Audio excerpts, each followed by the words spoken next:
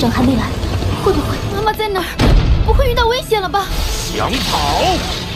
小老鼠往哪儿逃？这事与你无关，我不能让你死！联动攻击准备，圣教夺天地造化，当这种力量真的存在，人吧，我必会回来遵命运。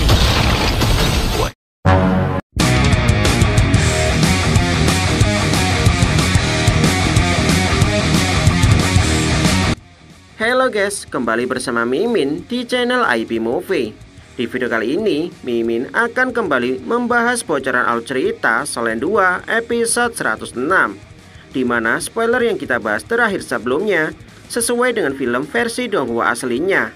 Sebelum masuk ke spoiler alur ceritanya, Mimin akan memberikan sedikit informasi. Dikarenakan alur cerita ini dirangkum dari sebuah novel dan animasinya belum rilis, maka animasi dalam video ini merupakan sebuah ilustrasi yang Mimin ambil dari versi komik dan beberapa episode sebelumnya. Untuk film Donghuanya akan Mimin upload di channel Facebook Mimin. Linknya ada di kolom komunitas channel ini.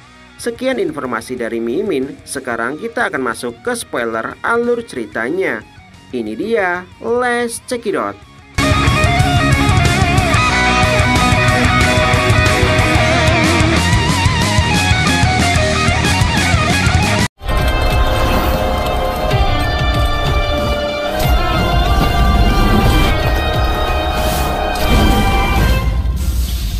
Setelah berhasil membunuh dua anggota Master Roh jahat, Yuho meminta kepada Nan Kikyu untuk pergi mengikutinya. Yuho mengatakan jika ibu Nan Kikyu saat ini berada di ruang penjara bawah tanah, sehingga meminta kepada Nan Kikyu untuk pergi menyelamatkannya. Sementara Yuho akan tetap berada di luar untuk menunggunya. Mendengar hal ini, Nan Kikyu kemudian segera berlari dan melompat ke ruang bawah tanah. Tidak berselang lama, Nan Kikyu dibuat terkejut ketika membuka pintu ruang bawah tanah, di mana ternyata ibunya dalam keadaan baik-baik saja. Sementara Nan Susui tidak menyangka jika anaknya berani datang ke tempat ini. Dengan tegas, Nan Kikyu mengatakan jika kedatangannya ke tempat ini untuk menyelamatkan ibunya. Namun ketika Nan Kikyu menggunakan kemampuan jiwanya untuk memutuskan rantai yang mengikat ibunya, cara ini tidaklah berhasil. Melihat anaknya merasa putus asa, Nan Susui kemudian memberitahukan kepada putrinya jika dia dalam keadaan baik-baik saja. Mendengar hal ini, seketika membuat Nan Kikyu merasa terkejut dan bertanya apa yang sebenarnya terjadi. Nan Susui mengatakan jika dia telah lama mengenal orang tersebut. Di masa lalu, tetua ketiga pernah mencintai dirinya. Namun ketika Nan Susui lebih memilih untuk menikah dengan ayah Nan Kikyu, tetua ketiga kemudian menjadi seorang Master Roh jahat. Orang tersebut juga selalu datang ke tempat ini untuk merawatnya. Sehingga hal ini membuat Nan Susui merasa sedikit bersalah. Jika bukan karena dirinya, mungkin tetua ketiga tidak akan menjadi seorang Master Roh jahat. Mendengar hal ini seketika membuat Nan Kikyu merasa terkejut. Dia tidak pernah menyangka jika orang tersebut ternyata bagian dari masa lalu ibunya. Nan Susui mengatakan sebelum kekuatan jiwanya menghilang, dia juga pernah mencoba untuk menghancurkan rantai tersebut. Namun hal ini juga tidaklah berhasil. Sehingga Nan Susui meminta kepada Nan Kikyu untuk segera pergi sebelum tetua ketiga datang kembali ke tempat ini. Nan Kikyu mengatakan jika dia tidak akan pernah pergi meninggalkan ibunya dan berjanji akan menyelamatkannya. Nan Kikyu kemudian teringat dengan Yuho, sehingga memintanya untuk membantu melepaskan rantai yang mengikat ibunya. Mendengar teriakan tersebut, Yuho kemudian segera menggunakan pisau kehidupan untuk menghancurkan rantai tersebut. Setelah memberikan penawar racun kepada Nan Susui, Yuho meminta kepada Nan Kikyu untuk membawa ibunya pergi meninggalkan tempat ini. Yuho mengatakan jika mereka akan kembali ke dalam hotel.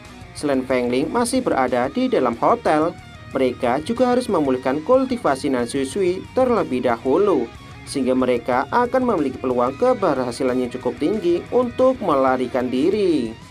Tidak berselang lama setelah mengatakan hal ini, mata takdir Yuho tiba-tiba merasakan sebuah tanda bahaya, sehingga Yuho segera menggunakan kemampuan mata spiritual untuk mengetahui apa yang sebenarnya terjadi. Melihat hal ini, Nan Kikyu kemudian bertanya kepada Yuho apa yang sebenarnya terjadi. Namun Yuho mengatakan jika dia juga tidak mengetahuinya.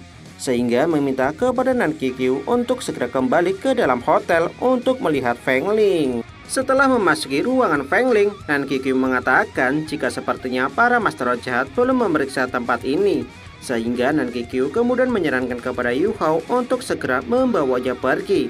Namun Yu Hao tidak mendengarkan ucapan tersebut, di mana Yu Hao saat ini masih memikirkan reaksi mata takdir yang dia rasakan, sehingga Yu Hao segera menarik Nan Kikyu untuk keluar dari ruangan tersebut. Bersama dengan hal ini, sebuah ledakan tiba-tiba bergema. Melihat kejadian ini, seketika membuat Nan Kikyu merasa terkejut dan bertanya apa yang sebenarnya terjadi. Namun Yu Hao mengatakan jika posisi mereka saat ini telah diketahui oleh pihak musuh, sehingga Yu Hao berniat untuk membawa Nan Kikyu bersama ibunya berlari menggunakan alat jiwa tipe terbang. Namun suara tetua ketiga tiba-tiba bergema dan meminta kepada Yu Hao untuk kembali. Bersama dengan hal ini, tetua ketiga kemudian menggunakan energi spiritual untuk mengurung Yu Hao. Menyadari jika terkepung di tempat ini akan berada dalam keadaan bahaya, Yu Hao segera melepaskan pukulan kerinduan untuk menghancurkan pembatas spiritual. Namun hal ini membuat Yu Hao bersama Nan Kikyu dan ibunya langsung terpental mundur. Setelah melihat ke arah Nan Sui, tetua ketiga kemudian menatap ke arah Yu Hao dengan tatapan dingin. Tetua ketiga benar-benar mengagumi bakat dan kemampuan yang dimilikinya. Dengan bakat dan kemampuan yang dimilikinya, Yu Hao benar-benar berhasil melakukan misi penyelamatan. Seandainya di masa lalu, jika dia memiliki kemampuan seperti ini, mungkin dia tidak akan kehilangan kekasihnya. Mendengar hal ini, seketika membuat Nan Sui merasa sangat bersalah.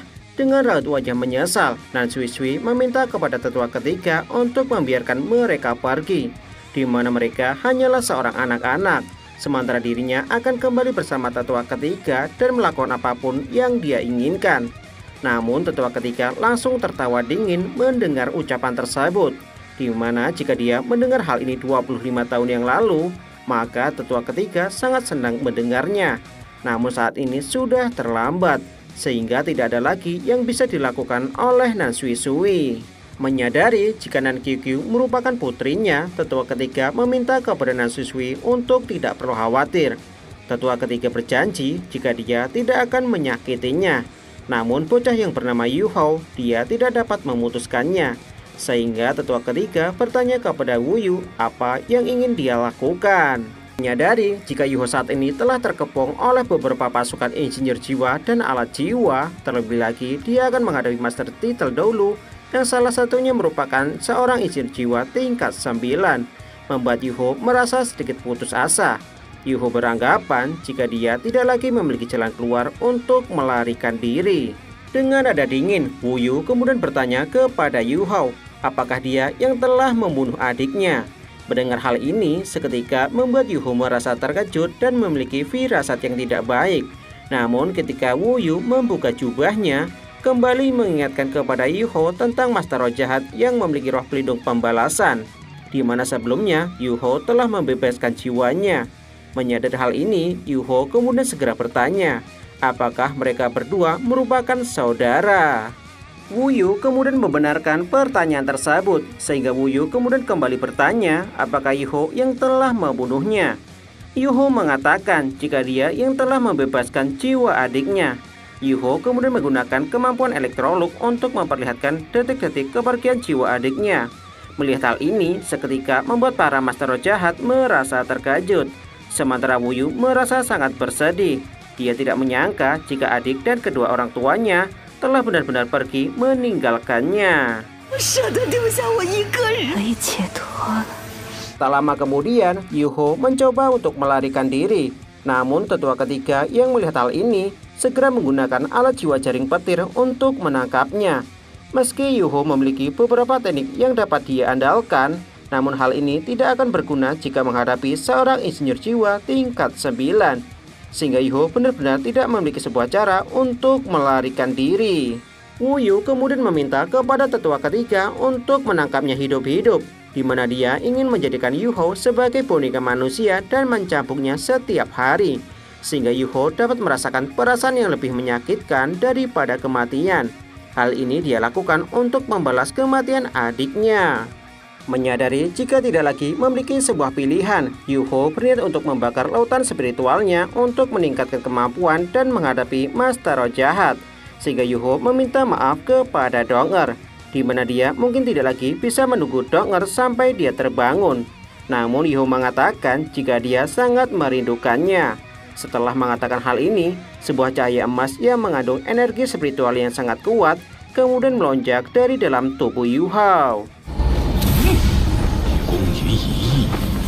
Merasa terkejut melihat hal ini, tetua ketiga meminta kepada anggota Master Roh jahat untuk berhati-hati. Tetua ketiga tidak menyangka meski Yuho baru berusia 20 tahun, namun memiliki tekad yang sangat kuat, sehingga membuat tetua ketiga bertanya-tanya bagaimana Yuho mampu mencapai tingkat kultivasi seperti ini.